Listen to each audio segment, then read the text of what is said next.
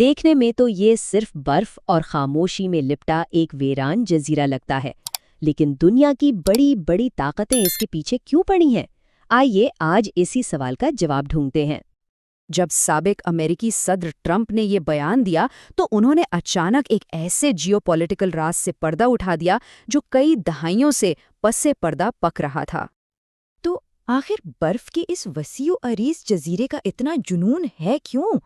اس سوال کا جواب دینے کے لیے ہمیں تاریخ میں تھوڑا پیچھے جانا پڑے گا، کیونکہ یہ خواہش کوئی نئی نہیں ہے۔ سب سے پہلے تو یہ سمجھنا ضروری ہے کہ یہ کوئی آج کا خیال نہیں ہے۔ گرین لینڈ میں امریکی دلچسپی 150 سال سے بھی زیادہ پرانی ہے، یعنی اس کی آج کی اسٹریٹجک اہمیت واضح ہونے سے بہت پہلے سے۔ تاریخ پر اگر نظر ڈالیں تو پتہ چلتا ہے کہ امریکہ کی طرف سے گرین لینڈ کو حاصل کرنے کی کوششوں کا ایک مستقل پیٹرن رہا ہے، جو الاسکا کی خریداری کے فوراً بعد سے لے کر آج تک جاری ہے۔ اچھا، تو سرکاری طور پر اس دلچسپی کے پیچھے وجہ کیا بتائی جاتی ہے؟ سیدھا سا جواب ہے قومی سلامتی۔ جی ہاں، گرین لینڈ کو آرکٹک کا ایک ناقابل تسخیر قلعہ مانا جاتا ہے۔ اس کی لوکیشن دیکھیں، یہ آرکٹک کے بالکل مرکز میں ہے، روس اور شمالی امریکہ کے ٹھیک درمیان۔ تو جو بھی اسے کنٹرول کرتا ہے وہ پورے خطے پر نظر رکھ سکتا ہے۔ اور یہ صرف کوئی تھیوری نہیں ہے۔ امریکہ کے تقریباً 10,000 فوجی پہلے ہی گرین لینڈ کے تھول ایئر بیس پر تعینات ہیں۔ یہ بات ہمیں ایک اہم سوال کی طرف لے آتی ہے۔ اگر امریکی فوج پہلے سے ہی وہاں موجود ہے تو پھر اصل ڈر کس بات کا ہے؟ یعنی روسی خطرے والی دلیل یہاں پوری طرح سے فٹ نہیں بیٹھتی۔ دراصل اصل تشویش روس سے نہیں بلکہ خود گرین لینڈ سے ہے۔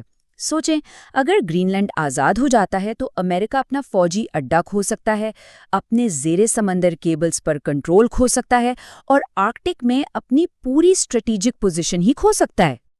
قومی سلامتی کی یہ دلیل تو صرف آئس برگ کا وہ حصہ ہے جو سطح کے اوپر نظر آتا ہے۔ اصل کہانی تو سطح کے نیچے چھپی ہوئی ہے، اور تاریخ ہمیں یہی سکھاتی ہے کہ ہمیشہ گہرائی میں دیکھنا چاہیے۔ تاریخ ایسی مثالوں سے بھری پڑی ہے جہاں قومی سلامتی کا نام دوسرے مقاصد کو چھپانے کے لیے استعمال کیا گیا۔ عراق سے لے کر ویتنام تک جو وجہ بتائی گئی وہ شاذ و نادر ہی پوری کہانی تھی۔ تو پھر گرین لینڈ میں اصل کہانی کیا ہے؟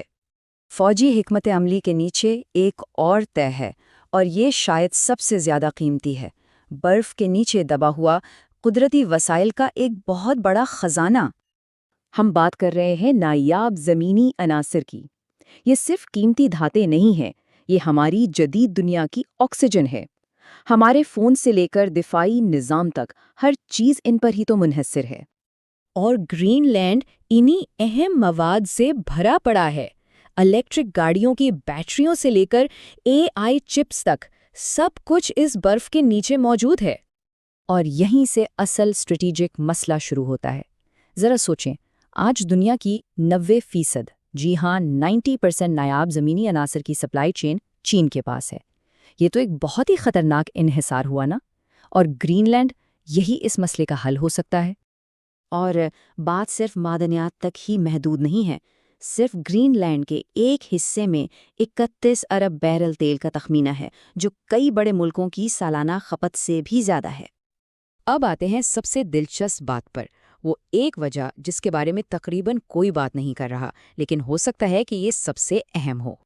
صدیوں تک مہم جوؤں نے نارتھ ویسٹ پیسج کو عبور کرنے کا خواب دیکھا اور ناکام رہے۔ آج موسمیاتی تبدیلی اسی خواب کو ایک اقتصادی حقیقت میں بدل رہی ہے۔ اس کا مطلب ہے کہ ایشیا سے یورپ کا سفر ہزاروں کلومیٹر اور کئی ہفتے چھوٹا ہو جائے گا۔ یہ عالمی تجارت میں ایک انقلاب ہے، اور یہ راستہ سیدھا گرین لینڈ کے پاس سے گزرے گا۔ تو اہم نکتہ یہ ہے کہ جو بھی گرین لینڈ کو کنٹرول کرے گا وہ مؤثر طریقے سے اس نئی اقتصادی شاہراہ کے گیٹ وے یعنی اس کے ٹول پلازا کو کنٹرول کرے گا۔ تو اب ہم پوری تصویر دیکھ سکتے ہیں۔ اگر امریکہ گرین لینڈ پر کنٹرول حاصل کر لیتا ہے تو اس کی نتائج صرف آرکٹک تک محدود نہیں رہیں گے بلکہ پوری دنیا پر اثر ڈالیں گے۔ اس کے اثرات ایک ڈومینو ایفیکٹ کی طرح پھیل سکتے ہیں۔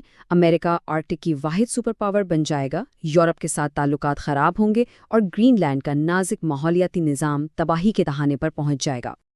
یہ عمل ایک ایسی دنیا کی مثال قائم کر سکتا ہے جہاں بین الاقوامی قوانین کی کوئی حیثیت نہ ہو، بلکہ صرف طاقت کی حکمرانی ہو۔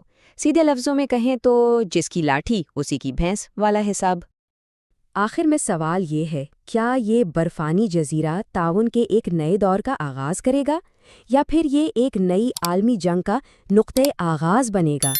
اس کا جواب آنے والی صدی کی سمت کا تعین کرے گا۔